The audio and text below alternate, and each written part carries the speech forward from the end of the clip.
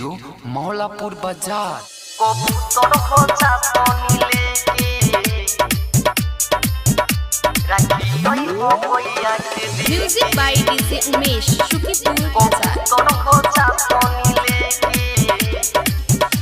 कबूतर हो जातो नीले के राखी हो भैया के देके कबूतर हो जातो नीले के राखी हो भैया के देके बड़ी दिन में बाटे विदेशवा कमो कद तू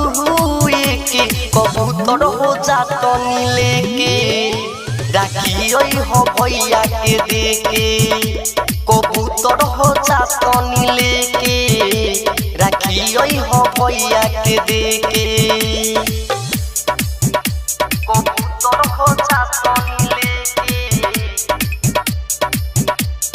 music by DJ Umesh Shukipur Bazar. कबूतर हो जातो एगो हमर बाटी हूँ तो सुन दुलडुआ भाई एक कबूतर सुन राखी द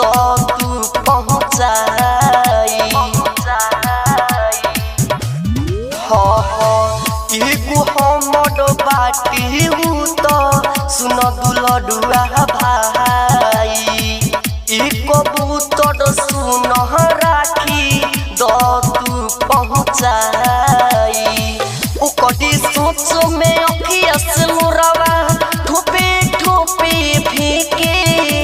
कबूतर हो जातो नीले के राखी हो भैया के देके